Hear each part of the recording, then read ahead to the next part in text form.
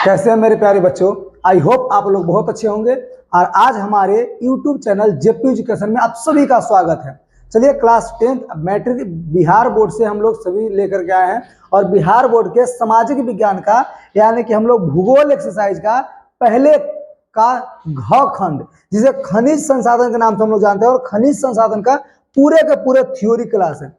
आज का क्लास अगर आप लोग किए तो समझे कि बिल्कुल पूरी तरह से भूगोल के यानी पृथ्वी के बारे में हम लोग ये जानेंगे कि पृथ्वी में किस जगह पे कहाँ कितना खनिज मिलता है। यहाँ तक ये जान पाएंगे कि हमारे पूरे दुनिया का भारत में कितना % खनिज मिलता है, कौन कौन वैरायटी के खनिज मिलता है और कौन कौन राज्य में कौन कौन से खनिज मिलते हैं। सारी बात आप जान पाएंगे और उससे रिलेटेड जितनी बात आएगा सारे खनिज से रिलेटेड हर एक बात को पहले समझेंगे।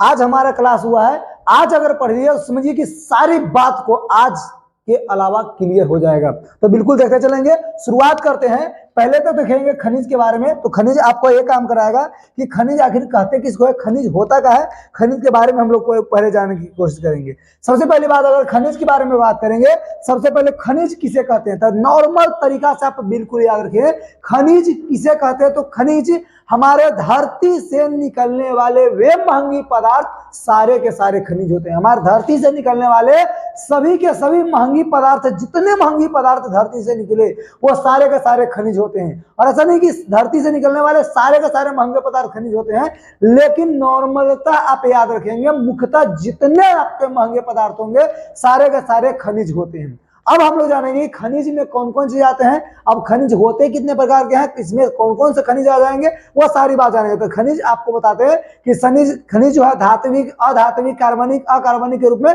हम लोग जानेंगे खनिज कितने प्रकार के होते हैं। सारी बात अगर बात करें तो सबसे पहले खनिज के बारे में जानिए। खनिज होता है पृथ्वी के परत में विद्यमान, हमारे पृथ्वी के परत में विद्वान यानी मौजूद, हमारे पृथ्वी के परत में मौजूद, बिल्कुल याद रखेंगे मौजूद, हमारे पृथ्वी के परत में मौजूद।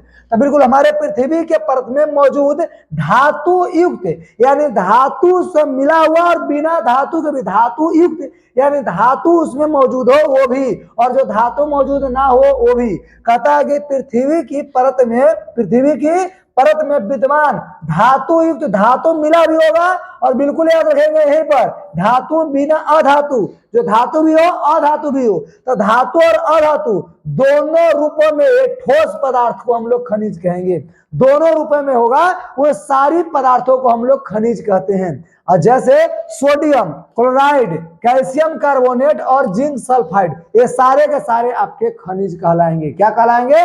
खनिज कहलाएंगे। खनिज होते कितने प्रकार के हैं तो उसके बारे में बात करेंगे। पहले जाने खनिज संसाधन आधुनिक सभ्यता का, यानी आजकल के जितने सभ्यता है आजकल के सभ्यता का ये सबसे महत्वपूर्ण है। आधुनिक सभ्यता का ये खनिज संसाधन आधुनिक सभ्यता एवं संस्कृति के आधार का स्तंभ है, पिलर कहते हैं इसको। क्या पिलर? इसी की वजह से ये टिका हुआ है आधुनिक सभ्यता।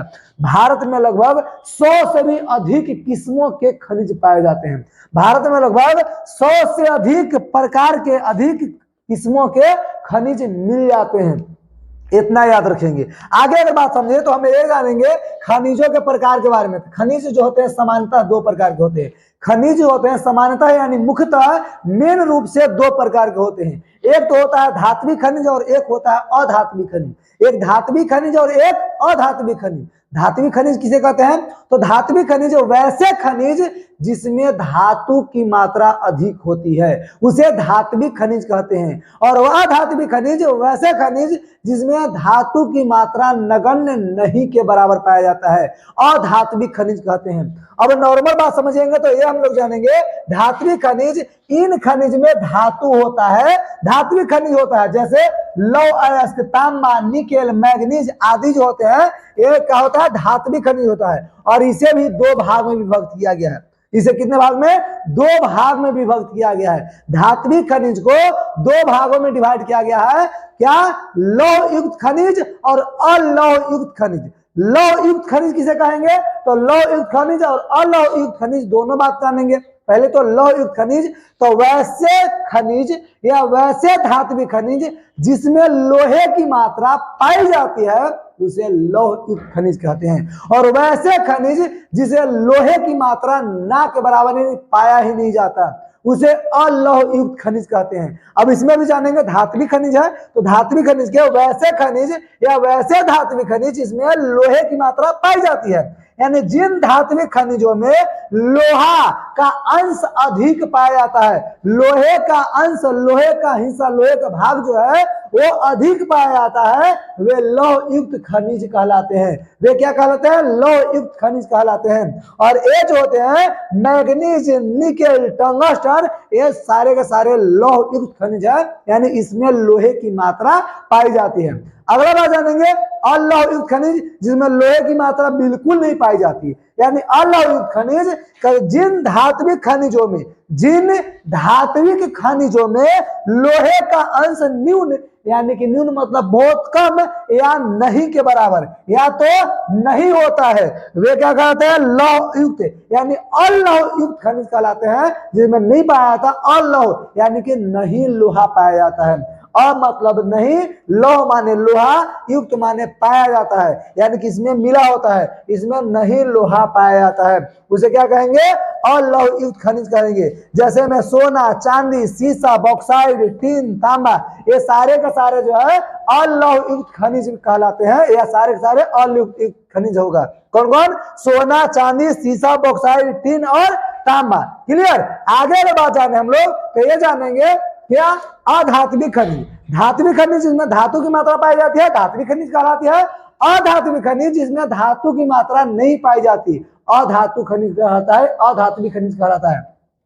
पहले जानेंगे इन खनिजों में धातु नहीं होते हैं, इन खनिजों में धातु नहीं होते हैं, जैसे चूना पत्थर, डोलोमाइट, अबरख, जिप्सम आदि में धात्विक खनिज होते हैं जो नहीं के बराबर बिल्कुल नहीं पाया जाता, यानी अधात्विक खनिज। धात्विक खनिज में लोहे की मात्रा पाई जाती है, यानी धातु की मात्रा होती है, और इसमें धातु की मात्रा नहीं होते हैं, जैसे चूना पत्थर, डोलोमाइट, अबरख, जिप्सम, ये सारे के सारे अधात्विक खनिज जो है। और अधात्विक खनिज होते हैं दो प्रकार के होते हैं। अधात्विक खनिज कितने प्रकार के? दो प्रकार के।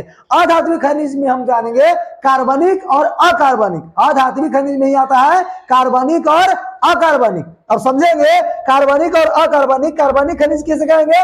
वैसे कार्बनिक, यानी कि वैसे अधात्विक खनिज, वैसे अधात्विक खनिज जिसमें जीवाश्म होते हैं। क्या होते हैं? इसमें जीवाश्म होते हैं, यानी जीवाश्म किसे कहते हैं?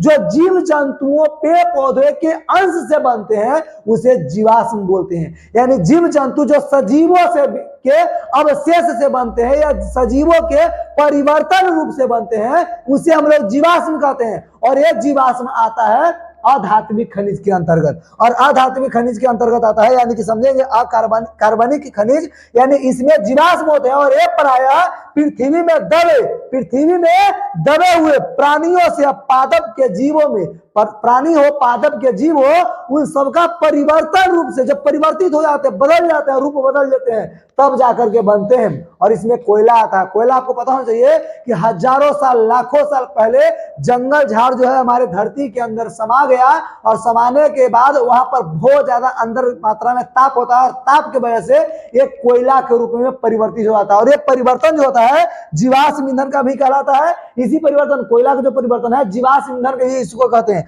और एक कार्बनिक खनिज के अंतर्गत आता है, जैसे कोयला हो गया, पेट्रोलियम हो गया। पेट्रोलियम भी जीवाश्म ईंधन एक होता है। आगे समझेंगे अकार्बनिक नॉर्मल है कि जिसमें जीवाश्म यानी कि नहीं होते हैं। ऐसे खनिज जिसमें जीवाश्म नहीं होते हैं। कौन? ऐसे अधात्विक खनिज जिसमें जीवाश्म नहीं होते हैं उसे क्या बोलते हैं?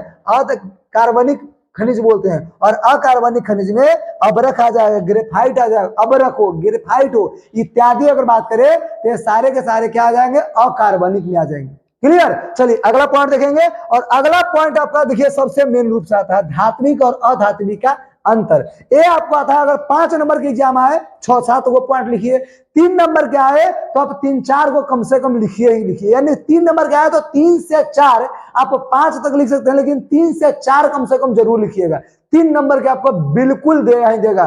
5 नंबर के आए तो 6-7 यानी एक आध बढ़ा करके लिखिएगा, आपको ऑब्जेक्टिव और सब्जेक्टिव सारे के सारे क्लियर हो, क्योंकि इससे ऑब्जेक्टिव भी क्लियर होता है, सब्जेक्टिव भी क्लियर होता है। पॉइंट आपका ऑब्जेक्टिव में आएगा और सारे पॉइंट अगर लिखते हैं तो सब्जेक्टिव में आ जाता है। अब दोनों का अंतर बोल रहा है, क्वेश्चन आपका क्लियर होता है कि धात्विक खनिज किसे कहेंगे और अधात्विक खनिज किसे कहते हैं। दोनों के बीच में जो अंतर कंफ्यूजन होता है वो सारे के सारे कंफ्यूजन दूर होते हैं, आप अंतर अगर पढ़ते हैं तब। अंतर समझिए धात्विक खनिज के, तो धात्विक खनिज यानी जो ब्लू कलर से लिखा हुआ है धात्विक खनिज में, और एक और कलर से जो लिखा हुआ है, जो ब्राइट ब्लू लिखा हुआ है, वो आपका अधात्विक खनिज है। यहां पर अगर देखते हैं तो धात्विक खनिज को गलाने पर धातु प्राप्त होता है। धात्विक खनिज को गलाएंगे तो धातु प्राप्त होता है, लेकिन अधात्विक खनिज को गलाने पर धातु प्राप्त नहीं होते हैं। धात्विक खनिज को गलाने पर धातु प्राप्त होते हैं, अधात्विक खनिज को गलाने पर अधातु प्राप्त होते हैं। मतलब एक है कि धातु प्राप्त होता ही नहीं है, धातु नहीं प्राप्त होता है, कुछ नहीं होगा, तो एक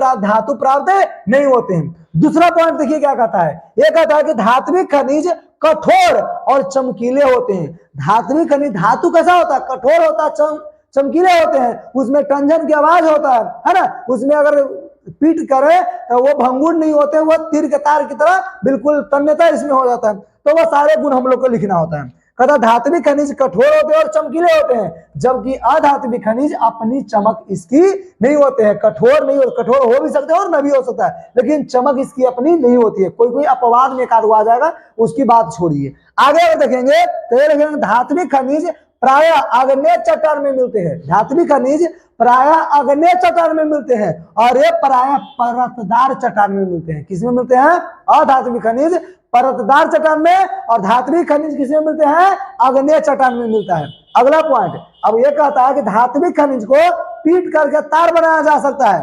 धात्विक खनिज को पीटेंगे तो तार बनाया जा सकता है, अधात्विक खनिज को पीटने पर भंगुर हो जाते हैं या चूर चूर टुकड़ा टुकड़ा हो जाता है। तो अधात्विक खनिज टुकड़ा टुकड़ा हो जाएगा, धात्विक खनिज को तीर पीट करके आप लंबा तार खींच सकते हैं, तन्यता इसमें होता है। क्लियर। और ये भी जानेंगे धात्विक खनिज लोहा जो होता है, लोहा हो, सोना हो या किसी प्रकार की बात करें तो धात्विक जो होते हैं, धातुल वाला जो चीज होता है वो विद्युत का और उष्मा का सुचालक होता है।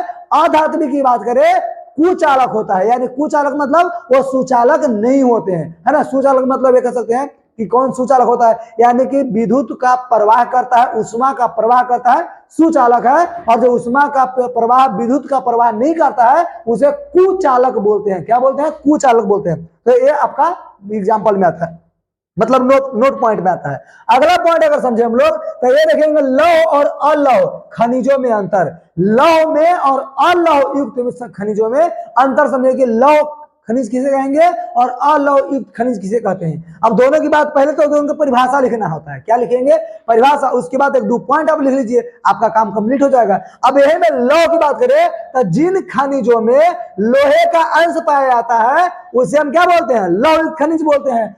जिसका उपयोग लोहे तथा इस्पात बनाने में किया जाता है लौह युक्त खनिज कहलाते हैं। जैसे लौह अयस्क, निकिल, टंगस्टन, मैग्नीज, ये सारे के सारे लौह युक्त खनिज है। अब दूसरी बात समझेंगे कि जबकि जिन खनिजों में लोहे का अंश न्यून या बिल्कुल नहीं होता है उसे अलौह युक्त खनिज कहते हैं। और जैसे सोना, सीसा, अबरख अलौह युक्त खनिज है। तो दोनों का आप बिल्कुल परिभाषा ऐसे दे सकते हैं। आगे समझेंगे तो देखिए ये समझेंगे कि लौह युक्त जो खनिज होते हैं, लौह खनिज स्लेटी रंग के होते हैं, धूसर कलर के होता है, मटमैला कलर के, ये तीन कलर के होते हैं। जो लौह युक्त खनिज होता है वो स्लेटी रंग के होते हैं, धूसर कलर होते हैं, मटमैला कलर होते हैं आदि। अगर बात करें आगे तो देखिए अलौह खनिज जो होते हैं इसके अनेकों रंग होते हैं, यानी सारे कलर के हो सकते हैं। कौन, अलौह युक्त खनिज। अगला पॉइंट है सबसे लास्ट पॉइंट जो आता है तीसरा नंबर कि लौह खनिज रबेदार चट्टान में पाए जाते हैं। लौह खनिज किसमें पाया जाता है,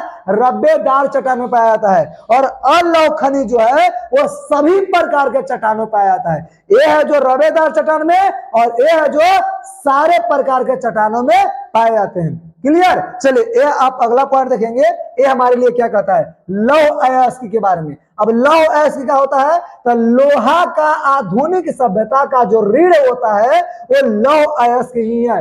लोहा एक ऐसा है जो आजकल के सभ्यता का रीढ़ है। स्तंभ है, खंभा की तरह काम करता है, पाया जिसको बोलते हैं हम लोग। तो ये हमारा स्तंभ है, कौन? लोहा। लोहा के बिना आजकल के जो दुनिया है ये बिल्कुल ना के बराबर। या दूसरी बात अगर करें तो दूसरी बात में आप एल्युमिनियम की बात कर सकते हैं, जो लोहे का जगह ले लिया, यानी कि लोहे के बदले में हर एक प्रकार का जो मशीनरी चीज या किसी प्रकार की भी चीज बनता है तो आप एल्युमिनियम का बना सकते हैं, हल्का, सस्ता और बढ़िया टिकाऊ भी होता है।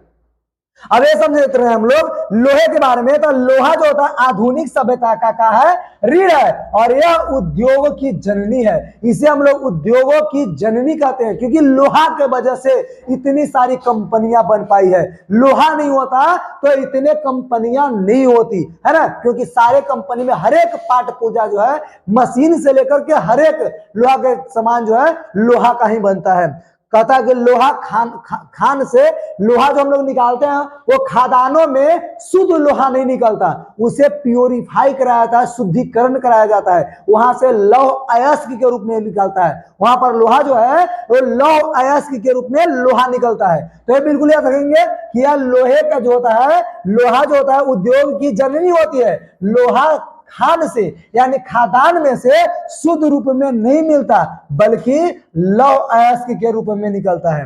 दूसरी पॉइंट अगर नोट पॉइंट में समझे हम लोग तो देखेंगे शुद्ध लोहे की मात्रा के आधार पर भारत में पाए जाने वाली लौह अयस्क 3 प्रकार के होते हैं। शुद्ध लोहे की मात्रा पाए जाने के आधार पर अगर बात करें कि शुद्ध लोहा के आधार पर भारत में लोहा 3 प्रकार के पाया जाता है। भारत में शुद्ध लोहा के आधार पर 3 प्रकार के पाया जाता है। पहला हेमेटाइट, दूसरा है मैग्नेटाइट, और तीसरा लिमोटाइट। क्या है? लिमोनाइट। तो ये हम लोग जानेंगे हेमेटाइट, मैग्नेटाइट और लिमोटाइट, है ना। तो भारत में पूरे विश्व के भंडार का 1/4 भाग संकलित है। याद रखेंगे पूरे दुनिया का, एक पॉइंट आपको बताने के लिए बताए थे कि पूरे हमारे गोल पृथ्वी है, ये पूरे पृथ्वी का 25% जो हिस्सा है लोहे का वो केवल भारत में पाया जाता है। केवल भारत में पाया जाता है 25% लोहा। पूरे दुनिया का 25% लोहा है वो केवल और केवल भारत में पाया जाता है। तो ये हमारा जो हो गया भारत, जो पूरे दुनिया में सबसे ज्यादा लोहे का उत्पादन करने वाला देश है। आगे जाने कि भारत के कौन कौन से राज्य में कौन कौन से और कितने लोहा है, कितना % लोहा का उत्पादन होता है, वो सारी बात समझेंगे। अब यहाँ पर हमारा जो पॉइंट आता है ये देखेंगे, मेन पॉइंट कहता है कि लोहे में लौह अयस्क, भारत में लौह अयस्क प्राय सभी राज्यों में पाया जाता है। भारत में जो लोहा है वो भारत के हर एक राज्य में थोड़ा बहुत ही पाया जाए, लेकिन हर एक राज्य में पाया जाता है। यहां पर अगर बात करें तो कुल भंडार का यानी 25%, पूरे दुनिया का 25% उत्पादन हमारे केवल भारत करता है, और 25% का 96% मात्र 5 राज्य मिलकर के करता है। भारत के केवल 5 राज्य है वो 25% का 96% लोहे का उत्पादन करता है, जिसमें कौन कौन आता है? कर्नाटक आता है, छत्तीसगढ़ आता है, उड़ीसा आता है, गोवा और झारखंड आता है। गोवा देखो कितना छोटा, क्षेत्रफल की दृष्टि से सबसे छोटा में गिनती आता है गोवा का, है ना, लेकिन फिर भी ये 4था सबसे बड़ा उत्पादक राज्य है लोहे का। लोहे का उत्पादक में सबसे बड़ा राज्य आता है, 4था सबसे बड़ा राज्य जो आपका गोवा आता है। उसके बाद 5वां नंबर पर आपका झारखंड आता है, पहला नंबर पर कर्नाटक है। अब शुरुआत हम लोग करते हैं, ये देखेंगे कि सबसे पहले नंबर पर भारत में नहीं कहता है, भारत में सबसे ज्यादा लोहे का उत्पादन करने में सबसे आगे कौन से राज्य है? तो कर्नाटक है। भारत के लगभग 1/4 यानी कि 25% लोहे का उत्पादन करता है। कितना परसेंट? 25%। कर्नाटक अकेले भारत का 25% हिस्सा लोहे का उत्पादन करता है, और यहाँ पर बेल्लारी, हासपेट और संदूर आदि क्षेत्र में लोहे का अधिक लौह अयस्क का कई सारे प्रमुख और मुख्य खाने आपको मिल जाएंगे। आगे बात करें दूसरा नंबर पे, तो दूसरा नंबर पे छत्तीसगढ़ आता है। छत्तीसगढ़ देश का दूसरा उत्पादक राज्य में सबसे आगे है। देश का, हमारे भारत देश का दूसरा सबसे बड़ा लौह अयस्क का उत्पादक राज्य है, जो 25% ए और 20% लोहे का उत्पादन नहीं करता है। कितना परसेंट? 20% लौह अयस्क का उत्पादन करता है, केवल और केवल छत्तीसगढ़। तो हम लोग बिल्कुल याद रखेंगे 25% कर्नाटक और छत्तीसगढ़ कितना? 20% करता है। छत्तीसगढ़ का कौन कौन जिला है? तो दंतेवाड़ा जिला, कि कौन सा जगह? दंतेवाड़ा जिला का बैलाडीला। कहता है आगे के दुर्ग जिले के डल्ली और राजहारा प्रमुख उत्पादक ये क्षेत्र है, जगह है।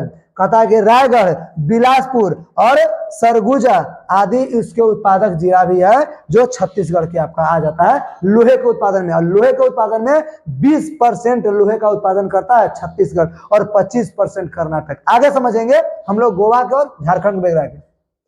उड़ीसा का था, उड़ीसा देश का 19% लोहे का उत्पादन करता है। उड़ीसा देश का 19% जो है लोहे का उत्पादन करता है। और यहाँ की प्रमुख खाने गुरु महिसानी है, गुरु महिसानी, बादाम, पहाड़ मयूरगंज और कहता है कीबीरू। कहता है कि कीरीबीरू जो है यहाँ का मेन आपका आ जाता है। आगे अगर चौथा की बात करें तो देखिए चौथा सबसे बड़ा, चौथा कहता बड़ा लोहा का उत्पादक राज्य है कौन? गोवा। गोवा है जो देश का चौथा सबसे बड़ा लोहे उत्पादन का राज्य है। आगे अगर कहें तो यहाँ पर 16% लोहे का उत्पादन किया जाता है, जो यहीं से होता है। कहां से? गोवा से 16% से अधिक लोहे का उत्पादन किया जाता है। और यहाँ के प्रमुख जो खाने हैं वो साकाहिलम, कथा संयुम और क्यूपेम, कथा सतारी, पोंडा और बी योलिम, ये आपका स्थित जगह है। अगला अगर आता है 5वां नंबर में, तो 5वां नंबर आपका झारखंड आता है, जो देश के 5वां सबसे बड़ा लोहे का उत्पादक राज्य है। कौन? झारखंड। झारखंड जो है देश का 5वां लौह अयस्क उत्पादक राज्य में आगे आपका मिलता है, जो 15% लोहे का उत्पादन करता है। कितना परसेंट? 15% लोहे का उत्पादन करता है, जो केवल और केवल झारखंड करता है। अगला बात करें तो इससे अधिक होता है। साथ में यहाँ के पूर्वी और पश्चिमी सिंहभूमि, कहता सरायकेला, पलामू, धनबाद, हजारीबाग और कहता है कि लोहरदगा और रांची जो है प्रमुख उत्पादक यहाँ के जिले मिल जाते हैं। क्लियर? तो ये हमारे लोहे के उत्पादक के सबसे बड़े जो खान जहां था उन सभी की बात करेंगे। तो बिल्कुल याद हम लोग रखें कि पूरे दुनिया का 25% लोहे का उत्पादन केवल भारत से होता है। और भारत के जो 25% है, भारत में 96% से भी अधिक लोहे का उत्पादन केवल 5 राज्य करता है। कौन? कर्नाटक, छत्तीसगढ़, उड़ीसा, गोवा और झारखंड आपका करता है। क्लियर? चलिए आगे बड़ा पॉइंट देखेंगे। और अगला पॉइंट देखिए मेन रूप से आता है। देखिए 5 को तो समझे हम, जो 96%, उसके अलावा भी कोई और राज्य है। कौन कौन? महाराष्ट्र, आंध्र प्रदेश और तमिलनाडु। कहता कि लोहे अयस्क के खान में चंद्रपुर, रत्नागिरी और कहता कि भंडारा जिले में स्थित है। कहा? महाराष्ट्र में। आगे देखेंगे आंध्र प्रदेश के, तो आंध्र प्रदेश के करीमनगर, बरंगल, कहता कुर्नूल, कड़प्पा आदि जो जिले हैं जो लौह अयस्क में बहुत आगे आते हैं। कौन? ये 6ठा नंबर पे, तो 7वां नंबर पे। 8वां नंबर पे कौन आता है? तमिलनाडु की तीर्थमलई पहाड़ियों में जो सेलम आपका पहाड़ी आता है, वह यादपल्ली जो नीलगिरी क्षेत्र में आता है। और यहाँ पर भी लोहे का बहुत बड़े भंडार आपको मिल जाते हैं। क्लियर? अगला पॉइंट अगर देखते हैं हम लोग, तो देखते चलेंगे जिसमें मैग्नीज अयस्क के बारे में। किसके अयस्क के बारे में? मैग्नीज अयस्क के बारे में। कि मैग्नीज अयस्क की उत्पादन में भारत का स्थान जो है ये विश्व के रूस और दक्षिण अफ्रीका के बाद 3रा नंबर पे आता है।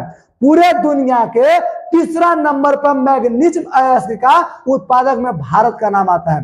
पूरे दुनिया का भारत तीसरा सबसे बड़ा राज्य देश है जो मैग्नीज अयस्क का उत्पादन करता है। सबसे पहले स्थान पे कौन आता है? रूस। और दूसरे स्थान पर आता है दक्षिण अफ्रीका। पहले स्थान पर रूस और दूसरे स्थान पे दक्षिण अफ्रीका आता है। और उसके बाद 3रा नंबर पे हमारा भारत आता है। मैग्नीज का उपयोग कहता है शुष्क बैक्टीरियो में, बैक्टीरिया का निर्माण में, यहाँ तक जो माचिस होते हैं और कैमरा होता है, इन सारे चीज में यूज किया जाता है। किसका? मैग्नीज अयस्क का। कहता निर्माण, फोटोग्राफी, चमड़ा और माचिस उद्योग में भी इसका उपयोग होता है। साथ ही इसका उपयोग जो है पेंट बनाने में, कीटनाशक दवा बनाने में भी किया जाता है। भारत के कुल उत्पादक जो है वो 85% मैग्नीज का उपयोग कहता मिश्र धातु बनाने में किया जाता है। मैग्नीज बनाने में मैग्नीज का उपयोग क्या होता है? मिश्र धातु में उपयोग होता है 85%। कितना परसेंट? 85% मैग्नीज बनाने में इसका मैग्नीज का उपयोग होता है, जो क्या बनाने में? मिश्र धातु बनाने में यूज किया जाता है। क्लियर? अगला पॉइंट अगर देखें तो देखिए एक कहां मिल जाता है? तब विश्व में कहता जिम्बाब्वे के बाद भारत ही मैग्नीशियम का सबसे बड़ा संचित भंडार है। संचित भंडार मतलब अभी जमा जो भंडार है उसमें जिम्बाब्वे के बाद दूसरा नंबर पे। अगर दुनिया में बात करें तो दुनिया में ये तीसरा नंबर पे आता है क्या उत्पादन करने में, लेकिन भंडार की बात करें तो भंडार में जिम्बाब्वे के बाद दूसरा नंबर, पहला नंबर पे जिम्बाब्वे है और दूसरा नंबर पे आपका क्या है, भारत है मैग्नीशियम के भंडार में। कहता जो कुल देश का, कुल दुनिया पूरे विश्व का 20% मैग्नीशियम का उत्पादन करता है। मैग्नीज का उत्पादन कितना परसेंट, 20% यहाँ पर भंडार होता है। आगे अगर देखें तो उड़ीसा भारत में मैग्नीशियम के उत्पादन में अग्रणी है। उड़ीसा है जो भारत में मैग्नीज उत्पादन में क्या है, अग्रणी मतलब सबसे आगे है। सबसे नंबर में आपको बताते हैं तो जैसे लो एस्क में ये दूसरा नंबर पे था, तीसरा नंबर पे, वैसे ही तीसरा नंबर पे नहीं, इसमें सबसे आगे यानी पहला नंबर पे आता है जो 37% मैग्नीशियम का उत्पादन करता है, केवल उड़ीसा अकेला राज्य है ना। महाराष्ट्र आता है दूसरे नंबर पे जो 1/4 यानी कि 25% मैग्नीशियम का उत्पादन करता है, केवल महाराष्ट्र। कहाँ का, पूरे भारत में, पूरे भारत में 25% मैग्नीशियम का उत्पादन करता है, केवल और केवल महाराष्ट्र, केवल। क्लियर। और 37% आपका उड़ाता है। अगला नंबर धात्विक खनिज यानी लौह, इसके अंतर्गत बॉक्साइड आता है। और बॉक्साइड सोना, चांदी, तांबा, टीन, सीसा, जस्ता आदि आते हैं जो धात्विक खनिज है। और धात्विक खनिज में आपको जानेंगे कि बॉक्साइड, सोना, चांदी के बारे में कि कहां कहां कितना परसेंट मिलता है। अब बात जाने हैं बॉक्साइड के। बॉक्साइड पहले नंबर पे आता है, तो बॉक्साइड बिल्कुल याद रखेंगे कि बॉक्साइड एल्युमिनियम का कच्चा माल है। बॉक्साइड जो है एल्युमिनियम का कच्चा माल बॉक्साइड, यानी बॉक्साइड से एल्युमिनियम तैयार किया जाता है। अब ये देखेंगे भारत में बॉक्साइड इतना भंडार है, भारत में बॉक्साइड का इतना बड़ा भंडार है कि एल्युमिनियम में, यानी एल्युमिनियम का क्या है, कच्चा माल है। एल्युमिनियम में अगर हम आत्मनिर्भर भी होना चाहें, पूरी तरह से एल्युमिनियम का उपयोग करना चाहे, फिर भी हमारा सबसे पहला नंबर पे आएगा। हम लोग बहुत अच्छे से इसका यूज कर सकते हैं। कहता है कि इसका बहुमुखी उपयोग वायुयान बनाने में, यानी बहुत ज्यादा मात्रा में उपयोग हम करते हैं वायुयान यानी कि एरोप्लेन बनाने में इसका उपयोग करते हैं। किसका, एल्युमिनियम का। विद्युत उपकरण का निर्माण यानी विद्युत का जो सामान होते हैं वो सारे यंत्र बनाने में, घरेलू साज सजावट का, थारी लोटा से लेकर हर एक बर्तन बनाने में घरेलू जो होता है एल्युमिनियम का यूज करते हैं। साथ में कथा इसका निर्माण जो साज सजावट का जो सामान होता है उसका निर्माण बर्तन बनाने, कथा सफेद सीमेंट और रासायनिक वस्तु बनाने में इसका उपयोग किया जाता है। अगला पॉइंट अगर हम लोग देखें तो ये देखते चलेंगे बॉक्साइड का वितरण। बॉक्साइड हम लोग इधर उधर बांटते कैसे हैं, वितरण कैसे करते हैं, तो बॉक्साइड भारत के अनेक क्षेत्रों में मिलता है। बॉक्साइड जो है भारत के अनेक क्षेत्रों में बॉक्साइड मिल जाता है, जिसमें किंतु कहता है किंतु मुख्य रूप से इसका भंडारण उड़ीसा, गुजरात, झारखंड, महाराष्ट्र, छत्तीसगढ़, कर्नाटक और तमिलनाडु एवं उत्तर प्रदेश में आपको मिलता है। कहता बॉक्साइड जो है भारत के अनेक क्षेत्रों में मिल जाते हैं, जिसमें मेन रूप से, मुख्य रूप से आता है उड़ीसा, गुजरात, झारखंड, महाराष्ट्र, छत्तीसगढ़, कर्नाटक, तमिलनाडु और उत्तर प्रदेश मेन रूप से आता है। अगर बात करें तो देश का आधा से अधिक बॉक्साइड आपका उड़ीसा राज्य में है। आधा से अधिक जो है उड़ीसा राज्य में, केवल आधा से ज्यादा बॉक्साइड आपको मिल जाता है। ये कितना परसेंट, 42%। कुल उत्पादन भारत में, कुल उत्पादन का 42% उड़ीसा में राज्य में मिलता है। कहता कि उड़ीसा भारत के कुल उत्पादन का 42% बॉक्साइड दे देता है। बाबू कितना परसेंट, 42%, आधे आध देता है केवल उड़ीसा पूरे भारत में। अब अगला नंबर पॉइंट देखेंगे तो हम लोग देखते चलेंगे तांबा के बारे में। तांबा क्या है, तो तांबा एक अति उपयोगी अलौह धातु है। तांबा जो है ये अति उपयोगी है लेकिन अलौह धातु है, इसमें लोहे की मात्रा अंश नहीं होता है।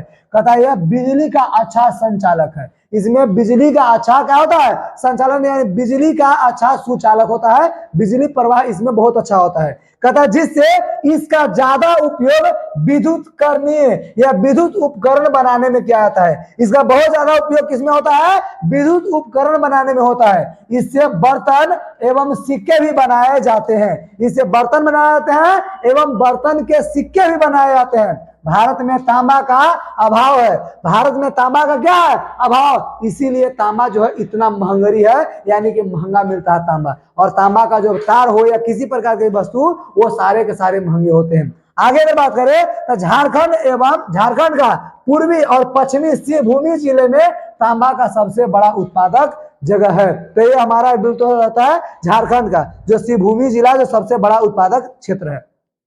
आगे बात करें आधात्मिक खनिज के बारे में। आधात्मिक खनिज में पहले आता है अब्रक। आधात्मिक खनिज कहते हैं किसको है, जिसमें अधातु की मात्रा मतलब धातु की मात्रा इसमें होता ही नहीं है, ना के बराबर होता है, उसे अधात्मिक खनिज कहते हैं। अब अधात्मिक खनिज जिसमें अब्रक होता है, कहता भारत विश्व में भारत जो है विश्व में सीट अब्रक के अग्रणी उत्पादक है।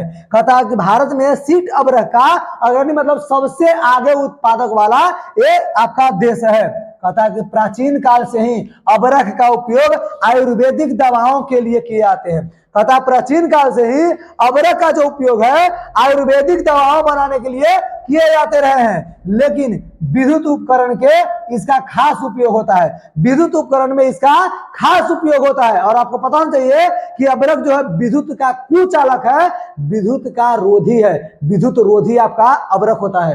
कहता है कि क्योंकि यह विद्युत रोधक है, विद्युत को बिजली को आने जाने से रोकता है, इसीलिए इसका उपयोग ज्यादा होता है। कहता है होने के कारण उच्च विद्युत शक्ति को सहन कर सकता है। ये उच्च विद्युत शक्ति को भी क्या करता है, सहन कर लेता है। आप लोग अबरख बहुत अच्छे से देखे होंगे, शादी ब्याह या किसी बर्थडे पार्टी वगैरह में देखेंगे, बैलून में भर भर के लोग उड़ाते हैं, फोड़ते हैं, और नाक मुंह पर जो लाल पीला जो चमकते रहता है वो सारे के सारे जो बुरादा जिसको हम लोग बोलते हैं देहाती में या हमारे बिहार की भाषा में बुरादा उसको बोलते हैं, उसी को हम लोग अबरख बोलते हैं। आगे अगर बात करें तो भारत में उत्पादन की दृष्टि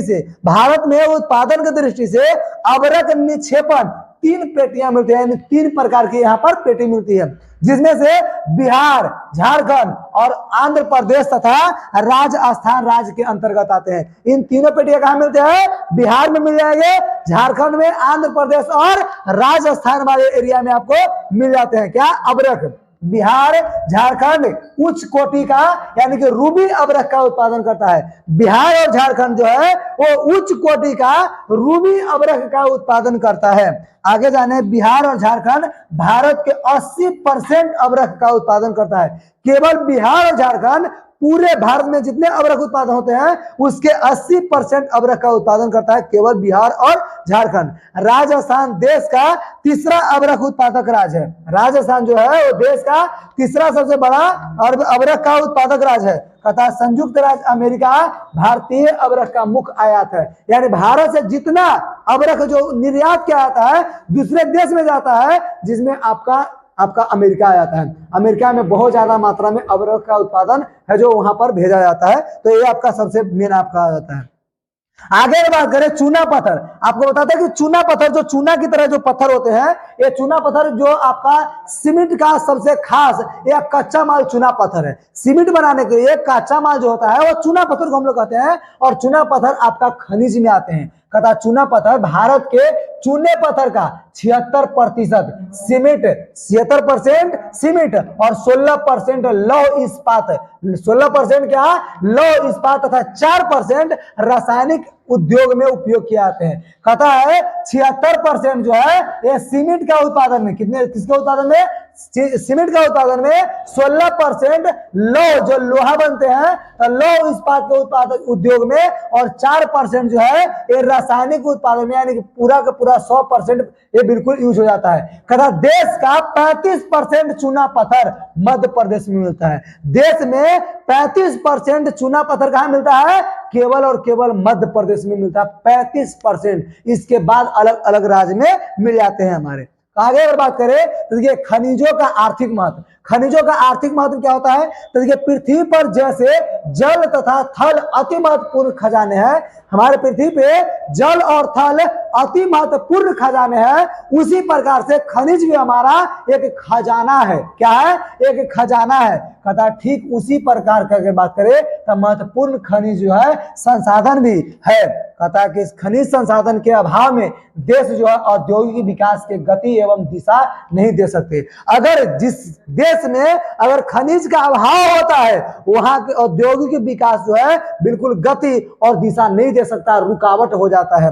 कहता फलतः देश का आर्थिक विकास अवरुद्ध हो सकता है। देश का आर्थिक विकास क्या होता है? अवरुद्ध मतलब रुक सकता है। कहता है खनिज संसाधन का संबंध हमारे वर्तमान और भविष्य से है। खनिज संसाधन का जो संबंध है, रिलेशन, वो हमारे वर्तमान और भविष्य से है, दोनों से हमारा रिलेशन है। किसको? खनिज के। आगे बात करें, इसलिए खनिजों का संरक्षण अति आवश्यक है। खनिज जो है, खनिजों का हीरा हो या किसी प्रकार का खनिज, उन सबका संरक्षण करना हमारे लिए अति आवश्यक, बहुत जरूरी है।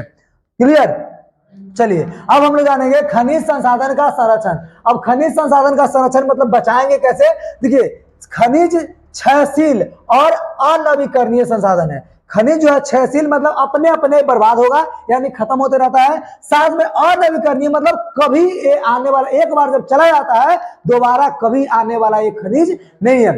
अब मेन रूप से हम लोग ये जानेंगे कि दुनिया में एक बार चला जाए वापस नहीं आता, लेकिन हाँ, ऐसा नहीं कि वापस कभी आता ही नहीं, आएगा, लेकिन लाखों करोड़ों अरबों साल लग जाएंगे, तब जाकर के हमारे पूरी पर्याप्त मात्रा में आएंगे। अब उतना समय तक इंतजार करेंगे, कितना साल युग जो है वो समय खत्म हो जाएगा, इसका कोई गारंटी नहीं। हम लोग की कब कितना पीढ़ी हमारा और आ जाएगा, इसका कोई अति नहीं है। तभी कहता है कि खनिज है, क्षयशील है, अनवीकरणीय संसाधन है, इसकी मात्रा सीमित है। इसकी मात्रा क्या है? सीमित है। इसका फिर से निर्माण असंभव है। फिर से निर्माण करना असंभव है। असंभव तो है, लेकिन लाखों करोड़ों साल लग जाएगा, इसलिए उसको असंभव के कैटेगरी में डालते हैं। असंभव है। उद्योग में अधिक खनिज का दोहन और उपयोग के कारण, उद्योगों में, कंपनी में बहुत ज्यादा मात्रा में खनिज का उपयोग हो रहा है, दोहन हो रहा है, इसके लिए इसका अस्तित्व है जो संकट में पड़ गया है। ये अब ना के बराबर मिलेगा, बिल्कुल संकट में पड़ गया है। कहता है इसलिए खनिजों का संरक्षण आवश्यक है। खनिज संसाधन के विवेकपूर्ण उपयोग। अब इसका उपयोग हम कैसे करेंगे?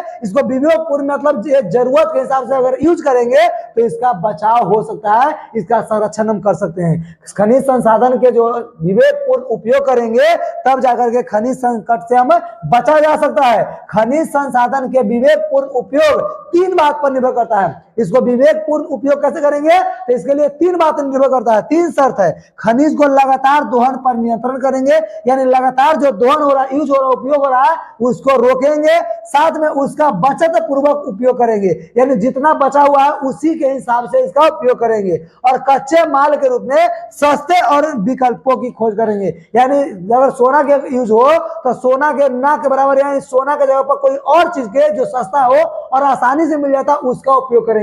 यानी ऐसे खनिज को जिसका ज्यादा खपत होता है तो उसके जगह पे हम कच्चे माल को यानी या किसी सस्ते चीज का उपयोग करना चालू कर देते हैं। तो ये हमारा इसका संरक्षण का मेन उपाय होता है। आगे बात जाने तो खनिज के संरक्षण के साथ साथ उनके प्रबंधन पर भी ध्यान देना बिल्कुल जरूरी है। और इसमें कहता है खनिज संकट से निपटारा किया जा सकता है। इससे खनिज संकट से क्या किया जा सकता है? निपटारा किया जा सकता है। क्लियर?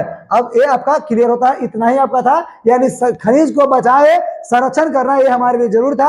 और इसी के वजह से हमारा पानी भी है, एक खनिज है, और उसको भी बचाना हमारे लिए बिल्कुल जरूरी है। चलिए धन्यवाद, और लास्ट तक वीडियो देखने के लिए, और जितना ज्यादा हो उतना ज्यादा शेयर करेंगे। दबा के पसंद आया हो तो लाइक जरूर करें। Thank you, bye.